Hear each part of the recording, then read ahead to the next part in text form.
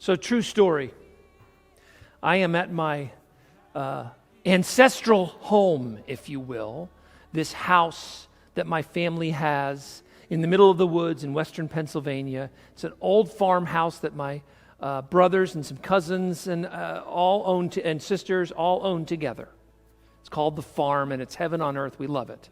It's more of a camp than a house because it doesn't even have plumbing. It's got an outhouse. I'm kidding you not. It's just enough electricity to power a couple of refrigerators, and the electric is not working right. And my nephew, whose name is George, this happened a few years ago, he starts messing around at the panel, and he starts twisting things and turning things and screwing things and unscrewing things. And my brother, who's older than me, who I think had forgotten himself for a moment, says, "Now, George, are you sure you know what you're doing?" George is a licensed electrician. So he went, I'll never forget the look on my nephew's face when he went.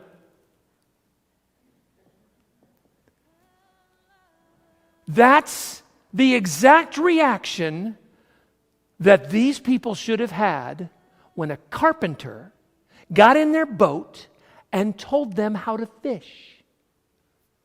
Right? Now, one of the things that they knew, now, let's step back for a second, okay? We're about to see something, Jesus is about to do something amazing.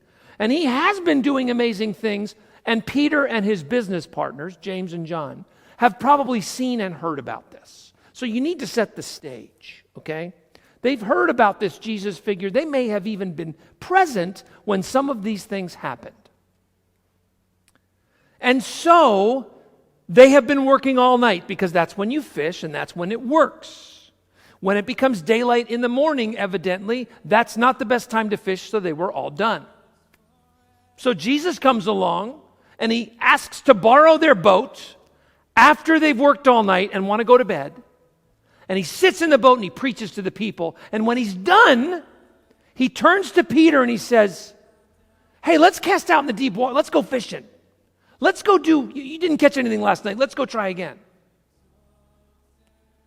And Peter should probably have said, "Jesus, I think you ought to stay in your lane."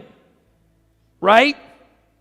You know carpentry and you might know theology, but I know fishing. In fact, you get a little bit of that when Peter says, "You know what? You don't know how to fish. We do, and we've been at it all night. So we know that we're not catching anything today. But since you asked, okay, let's go do it." And that's probably one of the most crucial things, if not the most crucial thing, that Peter ever says in his entire life.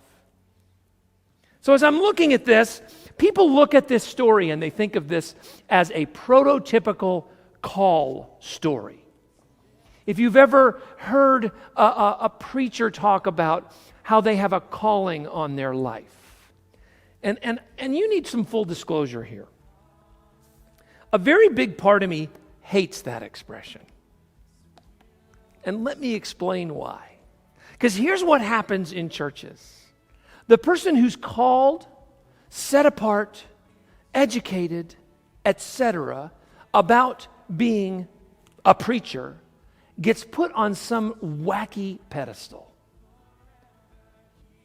And I don't like that. I don't like the fact that the calling to what we do when we preach is somehow made into something that is better than everybody else's. And we've been doing this forever in the church. It's just for a very, very long time. You know, I've been in churches where if you called the pastor by their first name without saying pastor first, you got funny looks. Please, just call me Peter. I'm fine with it, okay? All right, I really am fine with it. I was, years ago when I was still doing music, I interviewed at a church. And I had some good feelings and then some bad feelings, and I wasn't sure, in terms of the original interview, so I went to visit this place and actually played with the band for a Sunday and got a chance to spend more time with the pastor. And I am not exaggerating when I tell you what they did in between their two services. They had a facility that was too large for them, Sound familiar?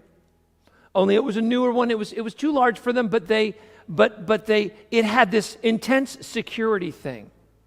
There were 4 or 5 people that were security to make sure nobody could get to the pastor, specifically between services. There was about an hour between services, and the pastor would go into the office wing, and the doors would be locked, and we were invited in because we were interviewing that day. And then he would have some sort of like a light snack or something between the services. But you couldn't get to him because he was the holy man of God. And as soon as I realized they were locking the door, literally locking the door so the people of the church could not get to this pastor, I turned to my wife and I nodded, and we both knew, even though they didn't know it yet, the interview was over. I just couldn't even believe it. I couldn't even believe it. But I've seen that all over the place. Now, if you're in a really, really large church with that's measured in thousands of attendees, okay?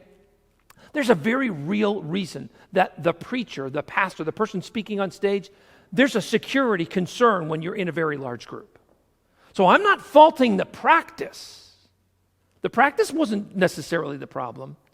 What I'm faulting is when we're trying to make sure that we keep separate from our people so they continue to think we're somehow better than them in a way that has never, ever been true. That's what I disliked. And that's why I dislike the idea of calling.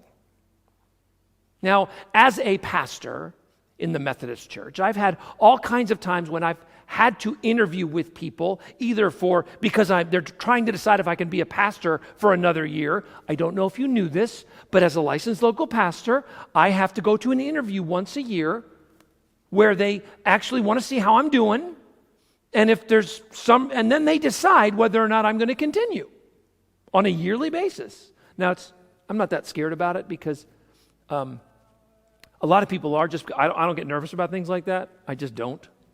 I have a sensitivity and an understanding of my own calling, but I have to sort of defend it every year. And I have to talk about, what we're doing. And sometimes I have to tell my call story again. And sometimes it makes me a little uncomfortable that we put so much emphasis on that. That being said, we don't want just anybody standing up in front of a church on Sunday morning and preaching whatever comes into their mind. So I do understand that. So I want to talk about what this call looks like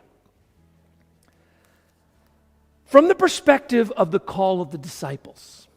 If you look in your Bible at home, if it has headlines above the different sections, those headlines are not part of Scripture. That's just something that the editors and the translators added. Like in my particular Bible, right above chapter 5, it says the call of the disciples. So this is a call story. And I noticed 6 things in this call story. I noticed more than that, but I condensed it down to 6 things. And the first one is something that I've already kind of alluded to. They're going about their business, they're doing their fishing, and God's call comes to them because God's call comes in everyday life. That's the first thing I noticed. God's call comes in everyday life. You're going to even see it on the screen, see? Because I'm all prepared. These men are doing their normal job. It's what they do. This call does not come in some holy place. Now, sometimes that happens, right? I look at the call of Isaiah, and he's transported to a very holy place. I saw the Lord, and he was high and lifted up, and his train filled the temple. You ever heard that line? Used to be a song. Maybe you've sung it before. But this particular call, and other calls have come in holy places, and calls have only come to certain people. I want you to understand something. In the Old Testament, if you wanted to be, for instance, in ministry, you had to be born into the right family. In fact, if you wanted to be a church musician, you had to be born into the right family.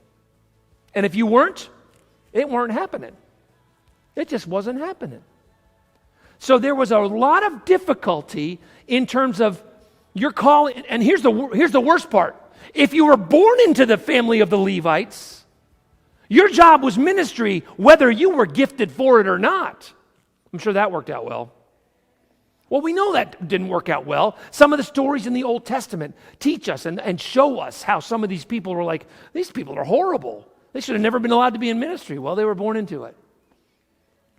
the idea that we have today in our 21st century, that is relatively new in the world, that we aren't born to what we're going to be and what we're going to do, is a very positive development. It really is. So God's call is coming to them in their everyday life, in a regular place. There's not some big holy prayer or something like that. It just comes to them. Because Jesus is just right there, and these are the people he's called. Who does he call? That's really interesting, isn't it? They're fishermen. I want to remind you of something I've probably said before. These guys were probably rabbi flunkies. Okay? These guys, the dream would have been for these people to study under a rabbi and maybe become a rabbi themselves. You really understand that perspective, by the way, if you grow up Catholic. Because when you grow up Catholic and you have a big family, there's always the hope that one of those sons is going to be a priest. That's always the hope. My mom and dad had it. Now, my mom didn't see it in her lifetime, but I do have a brother who became a priest, and my father was still living when he was ordained and was still in good enough health to be able to go. So the idea was that these guys were not the guys that the rabbis were going to pick. They had already decided maybe it was their character. Maybe it was they were born into the wrong family. Maybe it was they just weren't wealthy enough. Maybe they weren't smart enough. Maybe they weren't good enough at memorizing Scripture. The point is, for some reason, whether right or wrong, they were not considered good enough to be part of the religious leaders of the day, and Jesus picks them. Now, they know that Jesus is some kind of rabbi. I told you, they probably know about these miracles and they've seen them. So how is it that this call comes to them? And I think it happens right here in the boat. And pardon me for referring to my notes so much. I want to make sure I get the wording right. God's call cooperates with our obedience. It doesn't happen because of our obedience, folks. It cooperates with our obedience. Now, I want you to imagine a different scenario. Jesus gets in the boat, speaks to the people. He says, Peter, let's go out into the deep water and let's fish again. And Peter says, I have been all night fishing. I am tired. I know how to fish. You are a carpenter. Thanks, but no thanks. That was a nice offer. I think I'm going to drop you off on shore. Peter had every right to respond that way because Jesus was out of his lane. Jesus was telling him how to do something that Jesus maybe had never done in his life. As far as Peter knew.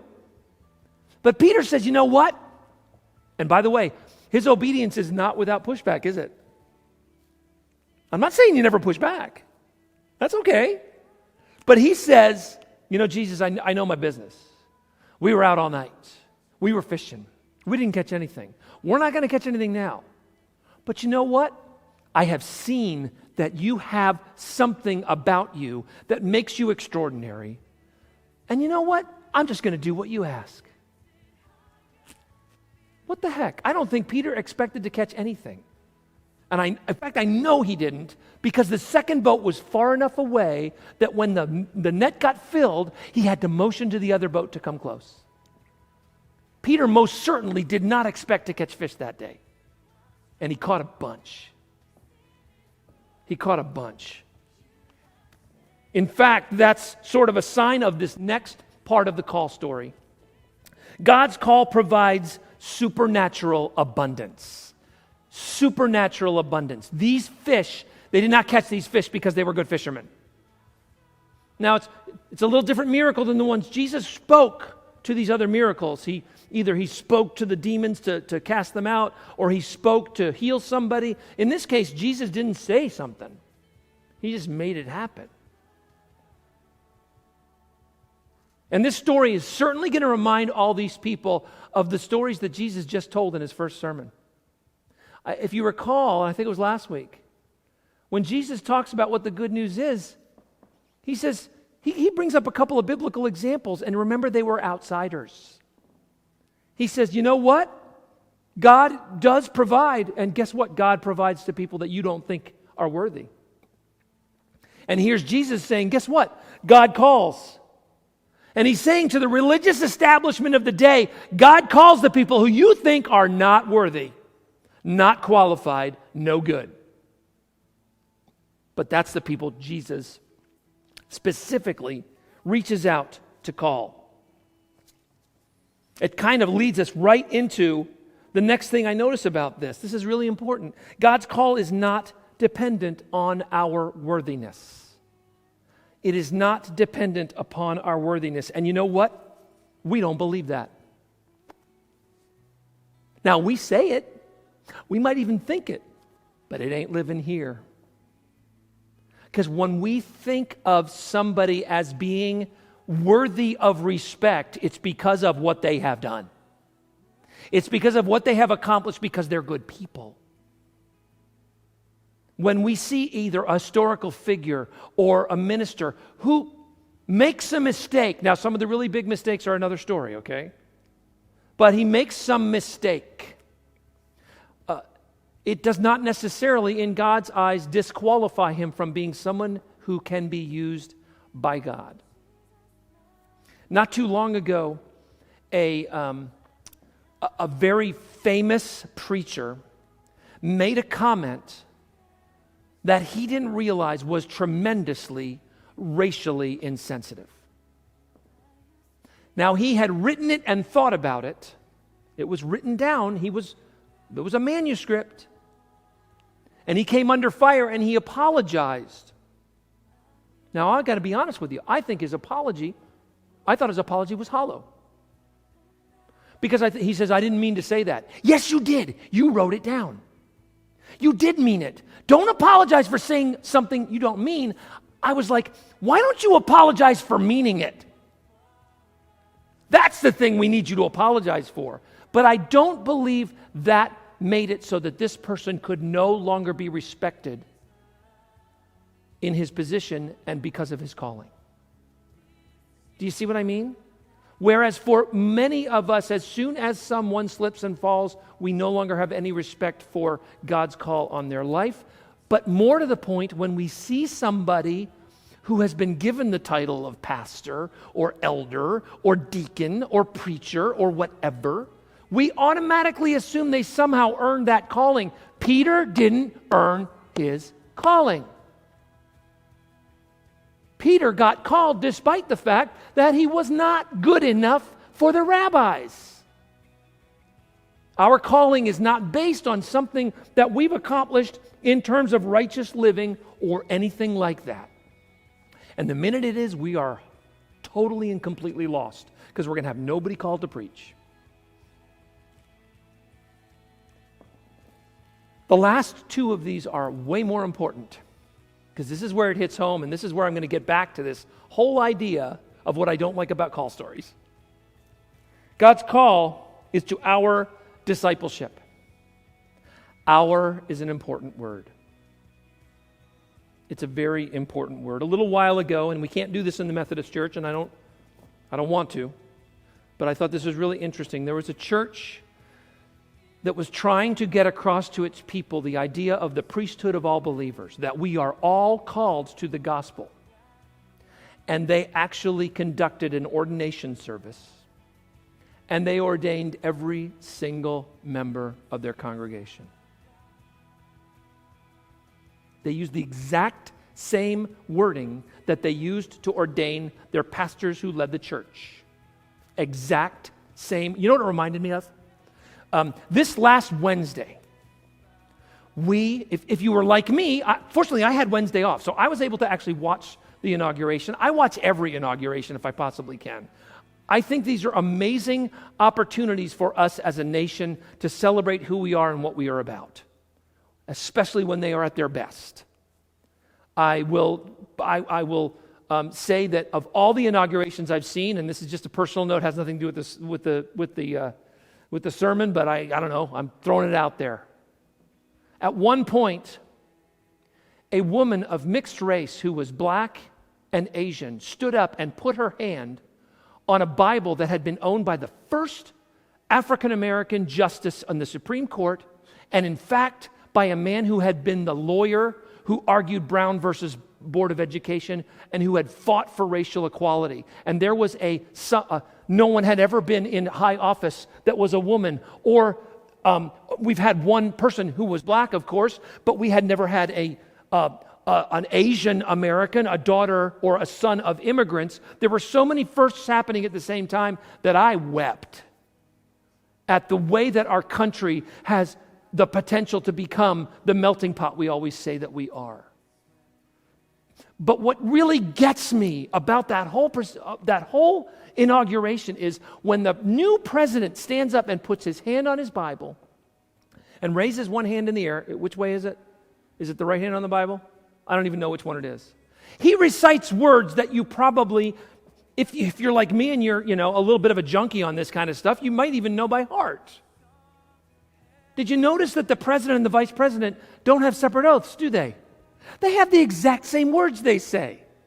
And if you ever get a chance to see someone sworn in as a new senator or a new representative in Congress, they will say, guess what? The exact same words.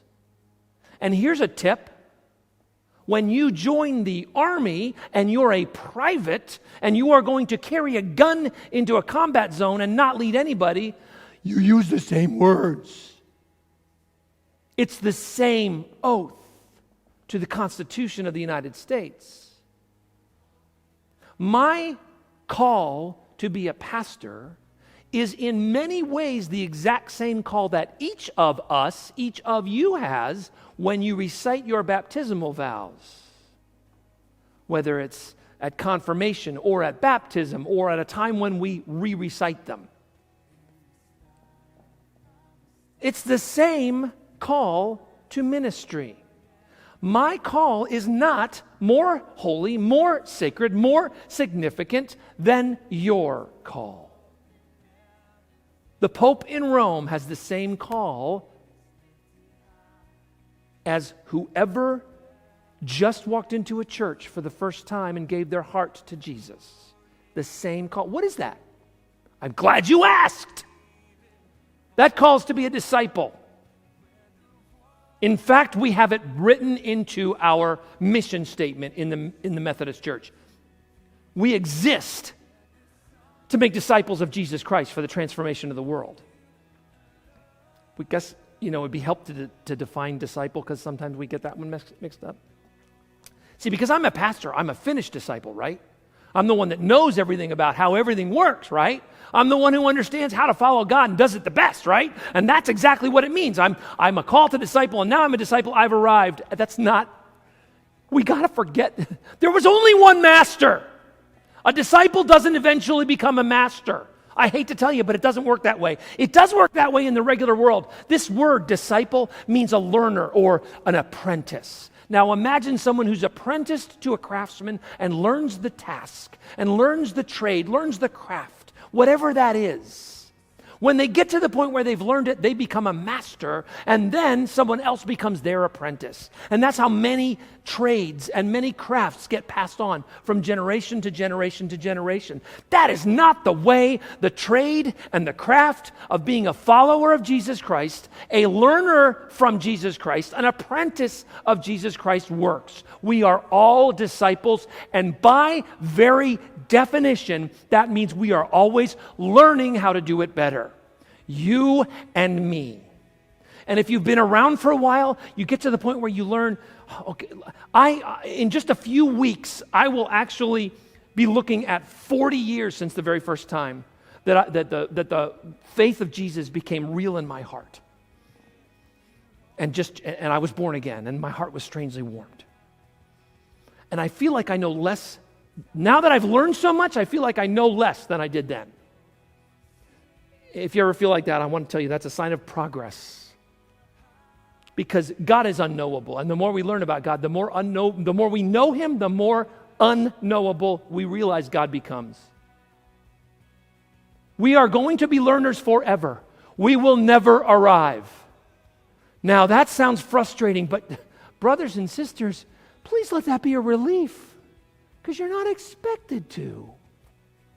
You're not expected to totally arrive here as when we're on earth. We are disciples. We are all called to be disciples that make disciples. We make disciples of ourselves first, and the more that we make disciples of ourselves, the more we might see that we are actually making disciples of others, whether that is feeding them, praying with them, whether that's in a circle in a room or online on Wednesday night at 10 p.m. Whatever that means. And this leads us to this final point that I think is probably fairly obvious, which is that God's call is for each of us and for all of us.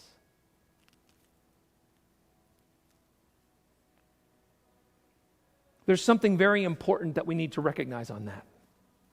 God's call on your life is for you to become a disciple of Jesus Christ, to learn to follow Jesus better, to learn to show others how that is done. Where are you supposed to go to do that?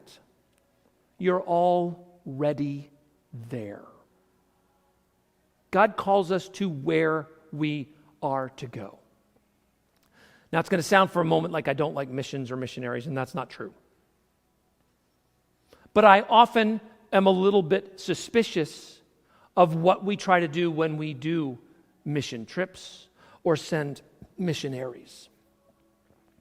I'm most suspicious when we send missionaries to a place where everybody believes in Jesus. Maybe we should have stayed at home where everybody doesn't. And there are really great things that happen. I have known of a couple of organizations, for instance, that actually partnered with a particular community.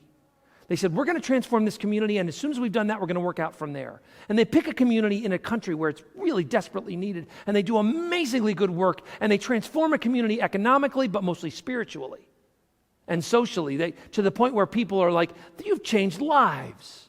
That's wonderful. It's a little less wonderful when we're trying to look for an opportunity and we find one online and we actually send a youth group down to such and such a country and they repaint a church that was repainted last year by another youth group. There's nothing wrong with those mission trips.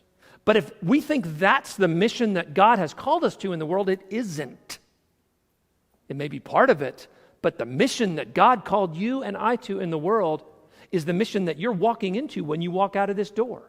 It's the place that you work. It's the family that you live in. It's the store that you go. It could even be just as simple as simply not being upset with the person in front of you at line in Kroger who has to pay with a check and can't figure out why their pen isn't writing. Fill in the blank. Could be just being patient and kind to people. I said that one time in a sermon, and somebody came up to me afterwards and said, are you saying that the Christian life just is all about just being nice to people and not being a jerk? And I said, yeah! Once we get that down, then maybe we can move on to the really super spiritual stuff. Did you ever hear about the preacher that preached a sermon on love and loving your neighbor? And he came up to the lectern, and he got all kinds of fantastic response. He came up to the lectern the next week, and he preached the exact same sermon word for word. And everybody was silent. He came up the next week, and guess what? He preached the exact same sermon word for word. I wonder if he wondered when he was going to get fired. And the fourth week, somebody comes up to him and says, we've heard that sermon. Even people that missed church a couple weeks in a row have now heard that sermon twice. When are we going to move on from that? He says, when we love the way Jesus loved, I'll preach the next one. We make it so complicated, and it isn't. We love God the most. We love our neighbors ourselves. Bingo, that's it. We do those things. We follow God. Maybe we dig into the Bible. Maybe we dig into prayer. Maybe there's all kinds of, maybe even just listening to somebody on the radio that encourages us to love others. Love God the most. Love our neighbors ourselves. That's how we do it. That's how we do the mission. And the mission is to make ourselves into a disciple. And when we become a disciple, it becomes contagious. And the next thing you know, somebody else wants what you've got. That's how it was for me, folks, 40 years ago. I had a friend, his life turned around. And he just, instead of not hanging around with me anymore, which is what he wanted to do, by the way, he said, let's see how this works. And after being in relationship with me for a long time with all of this struggle going on, he says, you know what? Why don't you, we've got We got a group that meets and studies the Bible and prays together and talks about it on Thursday nights. Why don't you come out with me to one? Asked my parents' permission because they were pretty suspicious of stuff like that, and my mom said, yeah, that'd be okay. And nothing was ever the same. It's because somebody loved God the most and loved their neighbor as themselves that said to me, I don't know what they have, but I'm getting me some. I pray that you and I will become the kind of disciples who understand that the call on our lives is to discipleship, is to loving God the most, is to loving our neighbor as ourselves, so that those people that are around us will say, I don't know what that is, but I got to have me some. Will you pray with me? God, turn us into people of the Spirit, people who understand that we must love God the most.